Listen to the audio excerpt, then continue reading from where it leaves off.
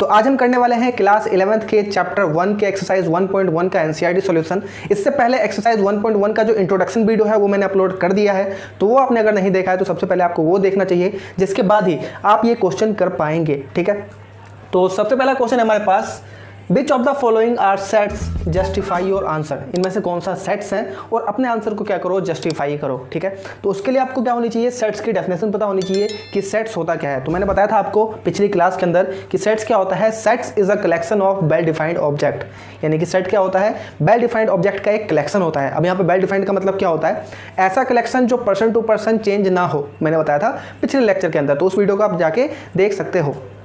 तो सबसे पहला क्वेश्चन है हमारे पास, the collection of all months of a year beginning with letter J. Letter J से शुरू होने वाले जितने भी ईयर हैं हमारे, उन सभी के कलेक्शन को क्या हम सेट कह सकते हैं। ठीक है, तो सबसे पहले हम एक सेट बना लेते हैं। लेट ए हमारा एक सेट है और इसके अंदर जे से शुरू होने वाले जितने भी हमारे मंथ्स हैं वो यहाँ पे लिखे जा रहे हैं। ठीक है, तो जे से शुरू होने वाला पहला मंथ कौन सा है, जनवरी फरवरी। जनवरी ही है, जनवरी, फरवरी, मार्च, अप्रैल, मई, जून। जून आ गया यहाँ पे, जैसे शुरू हो रहा है।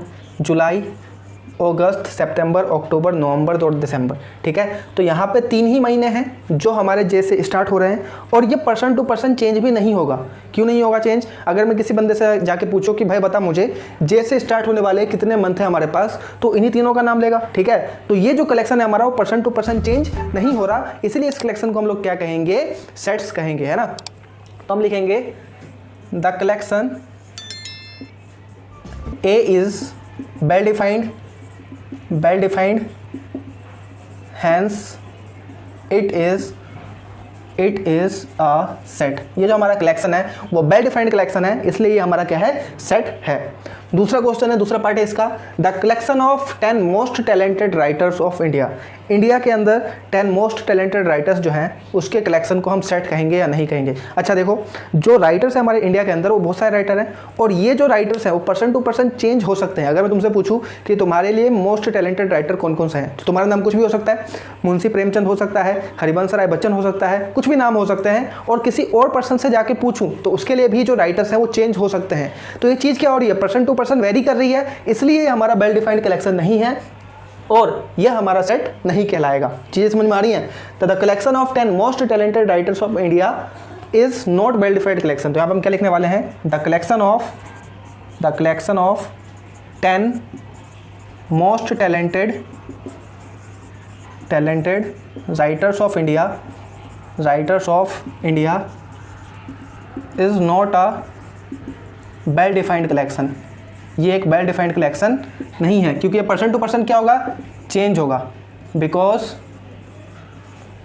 It will change from person to person, hence it is not a set. इसलिए ये हमारा सेट नहीं है, क्योंकि पर्सन टू पर्सन क्या हो रहा है, चेंज हो रहा है। थर्ड पार्ट की तरफ चलते हैं। थर्ड पार्ट है हमारे पास, a team of 11 best cricket batsman of the world. दुनिया के जो जितने भी क्रिकेट की टीम है उसमें से 11 best batsman of the world की बात करें तो ये हमारा सेट होगा या नहीं होगा। तो देखो, अगर मैं तुमसे पूछूं कि तुम्हारे लिए मोस्ट टैलेंटेड बैट्समैन है ना, या फिर बेस्ट क्रिकेट बैट्समैन कौन कौन से हैं, तो तुम्हारे लिए कुछ भी हो सकता है। सहवाग हो सकता है, सचिन तेंदुलकर हो सकता है, महेंद्र सिंह धोनी हो सकता है, या फिर कुछ भी हो सकता है। और मैं अपनी बात करूं तो मेरे लिए विराट कोहली है, ये युजवेंद्र चहल है, और भी बहुत सारे क्रिकेटर हैं जो मेरे लिए बेस्ट बैट्समैन है। ठीक है, तो ये जो कलेक्शन है ये पर्सन टू पर्सन चेंज हो रहा है। मेरे लिए बेस्ट बैट्समैन कोई और है, और आपके लिए या फिर किसी और के लिए जो बेस्ट बैट्समैन है वो कोई और है। तो ये जो हमारा कलेक्शन है पर्सन टू पर्सन चेंज हो रहा है, इसलिए इस कलेक्शन को हम लोग वेल डिफाइंड कलेक्शन नहीं कहेंगे, और ये हमारा सेट नहीं होगा। तो हम यहाँ पे क्या लिखने वाले हैं, अ team of 11 best cricket batsman of the world is not a well defined collection. ये हमारा वेल डिफाइंड कलेक्शन नहीं है। हैंस, या फिर हम यहाँ पे लिख सकते हैं because it will change from person to person, hence it is not set. इसलिए हमारा सेट नहीं कहलाएगा। ठीक है, चीज़ें समझ में आ रही हैं? फोर्थ पार्ट है हमारे पास the collection of all boys in your school. तुम्हारे स्कूल के अंदर जितने भी बॉयज़ हैं उन सब के कलेक्शन को हम सेट कहेंगे कि नहीं कहेंगे। अच्छा, अगर मैं तुम्हारे स्कूल के प्रिंसिपल से जाके पूछूं कि अपने स्कूल में कितने बॉयज़ हैं, तो सबका नाम ले लेंगे वो जितने भी स्कूल के अंदर बच्चे हैं जो बॉयज़ हैं, ठीक है। अगर मैं किसी स्कूल के बच्चे से जाके पूछूं कि तुम्हारे स्कूल के अंदर कितने बॉयज़ हैं, तो उसको अगर डेटा पता होगा तो बता देगा मुझे। तो ये जो कलेक्शन है ये पर्सन टू पर्सन वेरी नहीं करा, क्योंकि वॉइस जो है वो वेरी नहीं कर सकता, ठीक है। बॉयज़ तो सबके लिए वॉइस ही होगा, कोई गर्ल्स तो नहीं हो जाएगा। तो ये जो कलेक्शन है वो पर्सन टू पर्सन वेरी नहीं कर रहा है, और जब ये पर्सन टू पर्सन वेरी नहीं कर रहा है तो ये हमारा क्या कहलाएगा, सेट कहलाएगा। तो यहाँ पर हम क्या लिखने वाले हैं, the collection of all boys in your school is a well defined collection।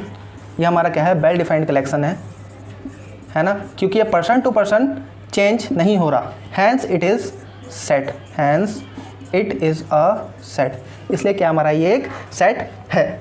अब इसका फिफ्थ पार्ट है the collection of all natural number less than 10। अच्छा सॉरी, यहाँ पे ये 10 नहीं, ये 100 था, ठीक है। तो क्वेश्चन क्या है, the collection of all natural number less than 10। 10 से कम जितने भी नेचुरल नंबर हैं सबके कलेक्शन को हम क्या सेट कह सकते हैं, तो बिल्कुल कह सकते हैं। मेरे लिए जो 100 से कम के नेचुरल नंबर होंगे वो फिक्स होंगे, किसी और के लिए भी क्या होंगे, वो फिक्स होंगे, किसी और के लिए भी क्या होंगे, वो फिक्स होंगे। तो ये एक वेल डिफाइंड कलेक्शन है जो पर्सन टू पर्सन चेंज नहीं हो रहा, तो इसको हम लोग क्या बोलेंगे, सेट्स बोलेंगे। तो हम लिखेंगे the collection of all natural number less then 100 is a set, क्योंकि ये एक वेल डिफाइंड कलेक्शन है। और इसको अगर आप लिखना चाहोगे सेट का फॉर्म में तो कैसे लिखोगे, ए कर्ली ब्रैकेट, मैंने बताया था पिछली क्लास के अंदर, ए कर्ली ब्रैकेट 1 2 3 4 5 और 3 यहाँ पे एलिप्सिस लगाएंगे जिसे डॉट्स कहते हैं, और कहाँ तक, 100 तक, है ना। अच्छा 100 तक नहीं लेंगे, लेस देन 100 बोला है तो 99 तक लेंगे, ठीक है। तो ये हमारा क्या हो जाएगा, सेट हो जाएगा, और ये पर्सन टू पर्सन चेंज नहीं होगा, इसलिए हमारा क्या कहलाएगा, एक सेट कहलाएगा, ठीक है। छठा पार्ट है इसका, a collection of novels written by writer Munshi Premchand. Munshi Premchand के द्वारा लिखी गई जो हमारी नॉवेल्स हैं उसके कलेक्शन को हम क्या सेट कहेंगे। तो देखो जो मुंशी प्रेमचंद जी हैं उन्होंने एक लिमिट में ही तो नॉवल लिखे होंगे, 10 लिखे होंगे, 20 लिखे होंगे, 50 लिखे होंगे, उससे ज़्यादा तो नहीं लिखे होंगे। तो ये पर्सन टू पर्सन चेंज नहीं हो रहा। अगर किसी को नॉलेज है मुंशी प्रेमचंद के बारे में, या फिर उसने अगर सारे नॉवल पढ़ रखे हैं, ठीक है, तो उसके लिए जो नॉवल्स होंगे वो ज़्यादा तो नहीं हो जाएंगे। मुंशी प्रेमचंद जी जितने लिख के गए हैं उतना ही तो होगा। तो ये जो कलेक्शन है वो पर्सन टू पर्सन चेंज नहीं हो रहा। मेरे लिए भी वो 50 नॉवल लिख के गए हैं, किसी और के लिए भी वो 50 ही नॉवल लिख के गए हैं। तो ये जो हमारा सेट है वो पर्सन टू पर्सन चेंज नहीं हो रहा, इसलिए ये जो कलेक्शन है वो वेल डिफाइंड कलेक्शन है। और जब ये वेल डिफाइंड कलेक्शन है तो ये हमारा एक सेट कहलाएगा। तो इसका आंसर क्या हो जाएगा, a collection of novels written by writer Munshi Premchand is well defined collection. ये एक वेल डिफाइंड कलेक्शन है, hence it is a set, इसलिए हमारा क्या कहलाएगा, सेट कहलाएगा, ठीक है। तो जल्दी से इसको नोट कर लो। तो आई होप आपने नोट कर लिया होगा। तो इसके आगे के क्वेश्चन है the collection of all even integers. जितने भी हमारे पास इवन इंटीजर्स हैं उनके कलेक्शन को क्या हम सेट कहेंगे या फिर नहीं कहेंगे। अच्छा, जितने भी नंबर्स होते हैं वो ऑटोमेटिकली सेट हो जाते हैं, क्योंकि वो पर्सन टू पर्सन क्या होगा, चेंज होगा ही नहीं। सिंपल सी बात है। मेरे लिए अगर कोई नंबर है नेचुरल नंबर, तो किसी और पर्सन के लिए भी तो नेचुरल नंबर ही होगा। तो ये पर्सन टू पर्सन क्या होगा, चेंज नहीं होगा। तो जितने भी नंबर्स हैं दुनिया में, चाहे इंटीजर्स हो, रियल नंबर हो, इरेशनल नंबर हो, या फिर रैशनल नंबर हो, या फिर हमारा होल नंबर है, नेचुरल नंबर है, जितने भी नंबर्स हैं वो ऑटोमेटिकली सेट होते हैं हमारे, क्योंकि वो पर्सन टू पर्सन चेंज होने वाले नहीं होते। तो ये कह रहा है the collection of all even integers, जितने भी हमारे इवन इंटीजर्स हैं क्या वो हमारा सेट कहलाएगा, यस। तो हम क्या लिखेंगे, yes, the collection of all even integers is a well defined collection. ये एक वेल डिफाइंड कलेक्शन है क्योंकि पर्सन टू पर्सन चेंज नहीं होगा, hence it is a set. उसके बाद हम बात करते हैं the collection of questions in this chapter. इस चैप्टर के अंदर इस चैप्टर के अंदर जितने भी क्वेश्चन होंगे, चाहे 100 क्वेश्चन हो, 50 क्वेश्चन हो, 100 से ज़्यादा क्वेश्चन हो, वो जो कलेक्शन होगा वो एक वेल डिफाइंड कलेक्शन होगा, वो पर्सन टू पर्सन चेंज नहीं होगा। कोई भी बंदा अगर इस बुक को उठाता है, इस चैप्टर को उठाता है, इसके अंदर फिक्स ही क्वेश्चन रहेंगे, ठीक है। हो सकता है फ्यूचर में बदल जाए, लेकिन अभी के लिए इसके अंदर फिक्स ही क्वेश्चन है, तो ये पर्सन टू पर्सन चेंज नहीं होगा। और इसी कलेक्शन को हम लोग क्या कहेंगे, सेट कहेंगे। तो हम क्या लिखने वाले हैं, the collection of questions in this chapter is finite and well defined, ठीक है। इस चैप्टर के अंदर जितने भी क्वेश्चन है वो फाइनाइट हैं और वेल डिफाइंड कलेक्शन है, इसीलिए hence it is a set, इसलिए हमारा क्या कहलाएगा, सेट कहलाएगा। अगला लास्ट क्वेश्चन है हमारा, the collection of most dangerous animal of the world. इसका एग्जाम्पल मैंने कल के इंट्रोडक्शन वाली वीडियो में भी लिया था और मैंने बताया था कि जो मोस्ट डेंजरस एनिमल है वो पर्सन टू पर्सन चेंज होगा। किसी को कुत्ते से डर लगेगा, किसी को बिल्ली से डर लगेगा, किसी को शेर से डर लगेगा। तो ये पर्सन टू पर्सन क्या होगा, चेंज होगा। और जब ये पर्सन टू पर्सन चेंज होगा तो ये एक वेल डिफाइंड कलेक्शन नहीं होगा, और जब ये वेल डिफाइंड कलेक्शन नहीं होगा तो ये सेट भी नहीं होगा। तो हम क्या लिखने वाले हैं, the collection of most dangerous animals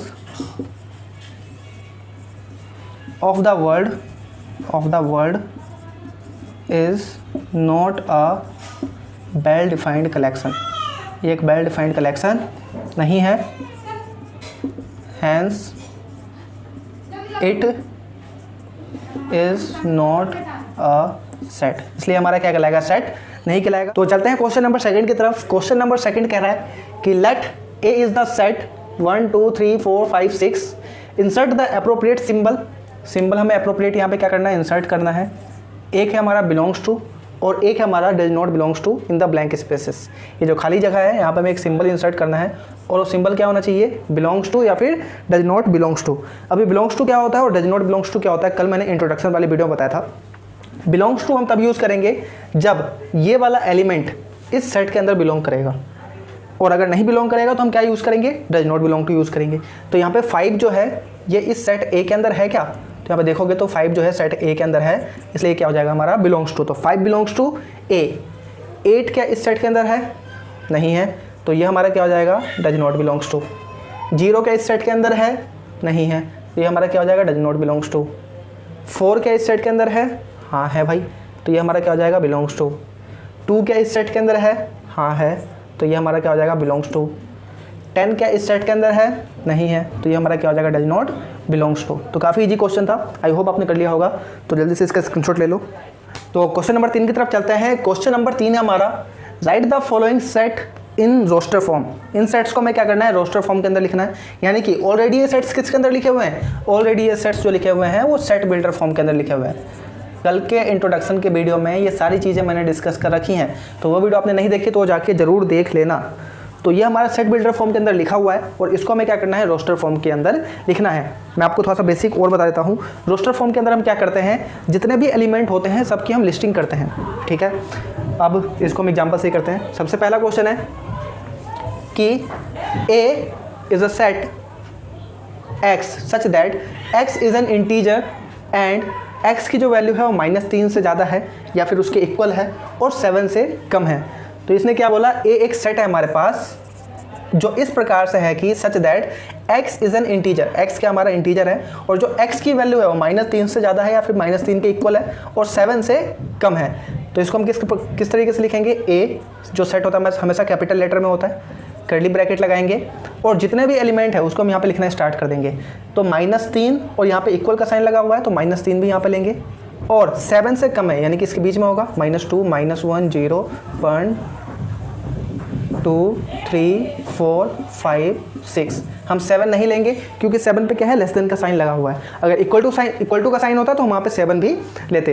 जैसे मैं आपको दिखा दूँ, यहाँ पे अगर ऐसा होता कि लेस देन इक्वल टू 7 तो यहाँ पे हम क्या करते, 7 को भी इंक्लूड करते, लेकिन यहाँ पे ऐसा नहीं है इसलिए हम 7 को इंक्लूड नहीं कर रहे। बात समझ में आ रही है, ठीक है। तो ये हमारा क्या हो जाएगा, इसका रोस्टर फॉर्म हो जाएगा। सेकेंड पार्ट है हमारा, B is a set x such that x is a natural number less than 10।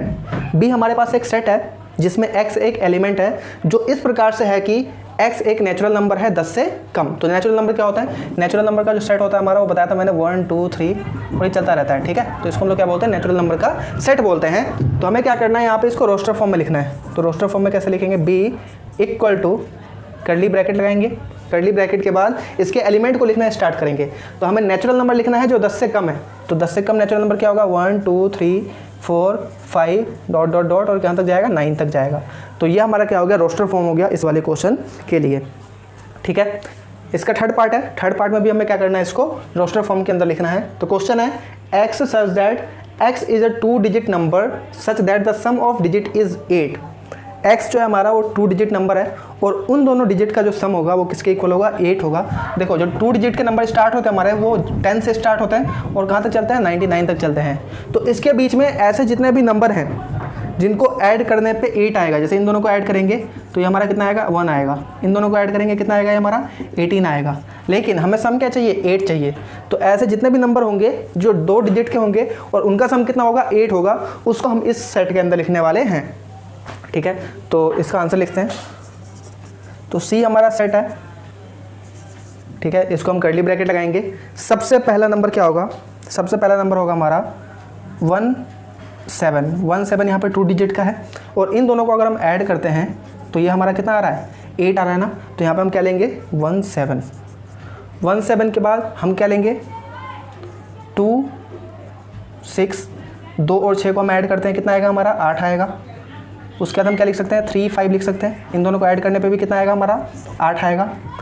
3 5 के बाद हम लिख सकते हैं 4 4 लिख सकते हैं, क्योंकि 4 4 को भी ऐड करने पे कितना आएगा, 8 आएगा। हम 5 3 लिख सकते हैं, क्योंकि 5 3 को भी ऐड करने पे कितना आएगा, 8 आएगा। हम यहाँ पे 6 2 लिख सकते हैं, क्योंकि 6 2 को भी ऐड करने पे कितना आएगा, 8 आएगा। यहाँ पे हम 7 1 लिख सकते हैं, क्योंकि 7 1 को भी ऐड करने पे कितना आएगा, 8 आएगा। और इसके अलावा एक लास्ट लिख सकते हैं 8 और 0, क्योंकि 8 और 0 को भी ऐड करने पे कितना आएगा, 8 आएगा। तो ये ऐसे 2 डिजिट नंबर है जिसके डिजिट को हम इंडिविजुअली ऐड करें तो वो हमें कितना दे रहा है, 8 दे रहा है। तो सारे को उठा के हम यहाँ पे लिख देंगे, 17 26 35 44 53 62 71 और 80। तो ये हमारा क्या होगा, इसका सेट हो गया जो रोस्टर फॉर्म के अंदर हमने लिख दिया। अगला क्वेश्चन है हमारा, x such that x is a prime numbers which is divisor of 60। यानी कि x हमारा क्या है, प्राइम नंबर है जो 60 को क्या कर रहा है, डिवाइड कर रहा है। 60 को क्या कर रहा है, डिवाइड कर रहा है। तो अगर हमें डिवीजर निकालना है कि किस किस को डिवाइड कर रहा है, तो हम क्या करेंगे, 60 के फैक्टर कर लेंगे। 60 के अगर हम फैक्टर करते हैं तो ये कितना आ जाएगा, 230 215 35 51। इसको हम लोग क्या बोलते हैं, प्राइम फैक्टराइजेशन बोलते हैं। यानी कि इसके अंदर इधर जितने भी नंबर आए हैं ये हमारे क्या हैं, प्राइम नंबर्स आए हैं, तो इसलिए इसको हम क्या बोलते हैं, प्राइम फैक्टराइजेशन बोलते हैं। तो इसका अगर हम सेट बनाना चाहें तो वो क्या बनेगा, इसके अंदर हमारा एक तो 2 होगा, एक 2 होगा और एक 3 होगा और एक 5 होगा। लेकिन क्या मैंने ये सेट सही लिखा है, देख के बताओ मुझे। नहीं लिखा है, ये सेट मैंने सही नहीं लिखा है, क्योंकि कल मैंने डेफिनेशन में क्या बताया था, a set is a collection of well defined object या फिर डिस्टिंक्ट ऑब्जेक्ट। ऑब्जेक्ट क्या होने चाहिए, अलग अलग होने चाहिए। यहाँ पे 2 ऑब्जेक्ट क्या कर रहे हैं, आपस में सेम आ रहे हैं, तो इसको हम नहीं लिख सकते, ठीक है। तो इसको हमें क्या करना होगा, एक ही बार लिखना होगा। तो यह आ जाएगा 2 3 5। तो ये हमारा क्या होगा, इसका कलेक्शन हो गया रोस्टर फॉर्म के अंदर। अगला क्वेश्चन है हमारा, ई the set of all words in a trigonometry. Trigonometry के अंदर जितने भी वर्ड्स हैं उनका हमें सेट बनाना है, ठीक है। कैसे बनाएंगे, ये पे बना लेता हूँ आंसर। तो ई हमारा सेट है, कर्ली ब्रैकेट। अब ट्रिग्नोमेट्री है, ट्रिग्नोमेट्री के अंदर मुझे बताओ कौन कौन से वर्ड का मैं यूज़ कर सकता हूँ सेट के अंदर। एक तो मैं टी का यूज़ कर सकता हूँ, चलो ठीक है, मैंने कर लिया। उसके बाद मैं आर का यूज़ कर लेता हूँ, ठीक है। आई का यूज़ कर लेता हूँ, ठीक है। जी का यूज़ कर लेता हूँ, ओ का यूज़ कर लेता हूँ, एन का यूज़ कर लेता हूँ।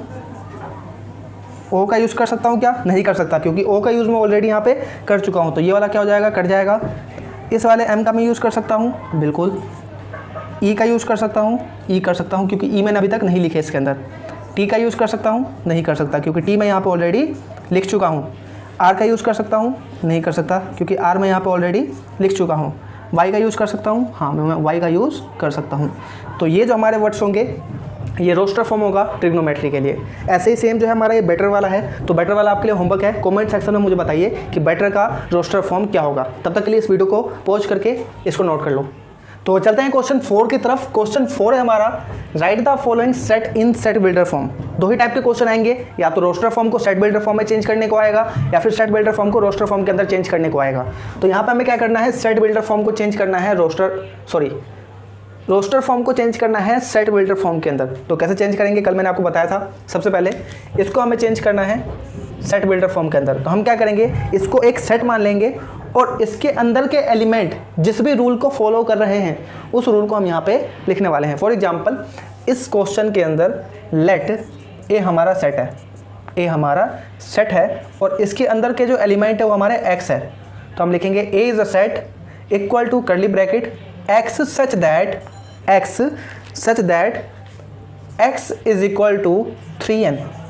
जो x है हमारा वो 3n के इक्वल है। और यहाँ पे अगर मैं n की वैल्यू 3 ले लूँ तो वेयर n की जो वैल्यू हमारी हो जाएगी, देखो n यहाँ पे अगर मैं 1 रखूँगा तो ये 3 आ जाएगा, 2 रखूँगा तो 6 आ जाएगा, 3 रखूँगा तो 9 आ जाएगा, 4 रखूँगा तो 12 आ जाएगा। यानी कि जो n की वैल्यू होगी वह 1 या 1 से ज़्यादा होगी और 4 तक, क्योंकि 12 लेना हमें, तो 4 या 4 से कम होगी। तो ये जो हमने सेट लिखा है इसको हम लोग क्या बोलते हैं, सेट बिल्डर फॉर्म बोलते हैं। सेकंड क्वेश्चन है हमारे पास 2, 4, 8, 16, 32।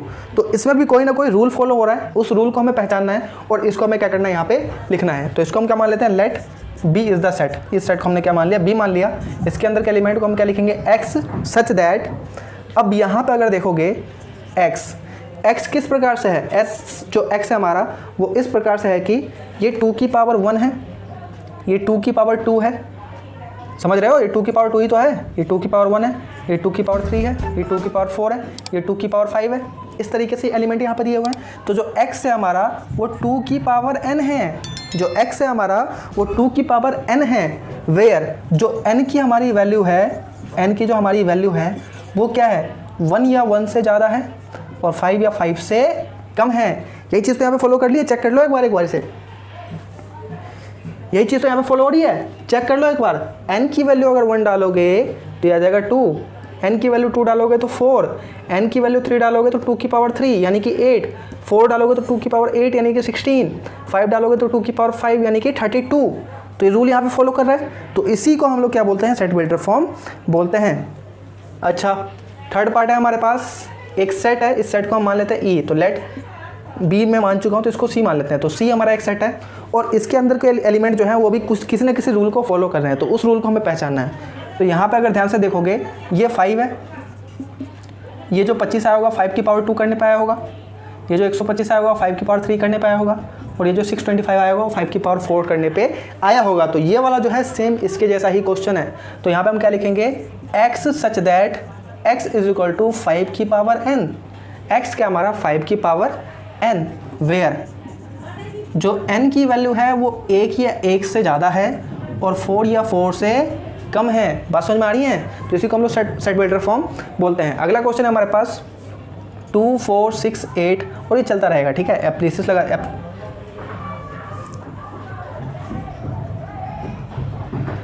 अगला क्वेश्चन है हमारा 2, 4, 6, 8 और ये चलता रहेगा, ठीक है। तो इसमें भी कुछ ना कुछ रूल फॉलो हो रहा है। अगर मैं ध्यान से देखूंगा तो इसको मैं डी नाम देता हूँ, let D is the set. तो यहाँ पे ध्यान से देखोगे तो ये हमारा क्या है, इवन नंबर है, ये भी हमारा इवन नंबर है, ये भी हमारा इवन नंबर है, सारे जो हमारे इवन नंबर है। तो यहाँ पे हम क्या लिखने वाले हैं, x such that x is an even number. X हमारा क्या है, इवन नंबर है, ठीक है। इतना काफ़ी है इसके लिए, ठीक है, इतना इसके लिए काफ़ी है। अच्छा, और एक चीज़ लिख सकते हो कि एन यहाँ पे नेचुरल नंबर, लेकिन एन के फॉर्म में तो हमने लिखा ही नहीं है तो ज़रूरत नहीं है यहाँ पे। तो हमने क्या लिख दिया, x is an even number. अच्छा, यहाँ पे एक और चीज़ लगा सकते हो, x is an positive even number. तो इससे थोड़ा सा ये ज़्यादा क्लियर हो जाएगा, ठीक है, इसमें कोई डाउट नहीं रह जाएगा क्योंकि पॉजिटिव वाले ही नंबर यहाँ पर सारे आने वाले हैं। फिफ्थ पार्ट है कि 1, 4, 9 और 100 तक के एलिमेंट दिए हुए हैं, इसको हमें क्या करना है, किसी न किसी फॉर्मूले से लिखना है। तो हम क्या मान लेते हैं, लेट ये जो सेट है हमारा ई है, तो लिखेंगे एक्स सच दैट। अब ये किस रूल को फॉलो कर रहा है, ध्यान से देखोगे तो ये हमारा जो है 1 का स्क्वायर है, ये जो हमारा 2 का स्क्वायर है, ये जो हमारा 3 का स्क्वायर है और ये लास्ट वाला जो है वो 10 का स्क्वायर है। तो ये सारे नंबर जो हैं खुद के स्क्वायर हैं। यहाँ पर हम लिखेंगे X such that X is equal to n का square, x is equal to n का स्क्वायर, वेयर जो n की वैल्यू रखने वाले हैं हम वो 1 या 1 से ज़्यादा होगी और 10 या 10 से कम होगी। देखो ना, चेक करो यहाँ पे n की जगह 1 डालोगे 1 का स्क्वायर यानी 1, n की जगह 2 डालोगे 2 का स्क्वायर यानी कि 4, n की जगह 3 डालोगे 3 का स्क्वायर यानी 9, और ऐसे ही करके हमें 100 तक लेना है। और 100 तक जाने के लिए हमें कितने एलिमेंट चाहिए? सिर्फ 10 ही एलिमेंट्स तो चाहिए, तो हमने सिर्फ 10 ही तक लिया है। तो इसको हम कहते हैं set builder form. I hope ये क्वेश्चन आपको समझ में आया होगा। तो जल्दी से इस वीडियो को पॉज करके इसको नोट डाउन कर लो।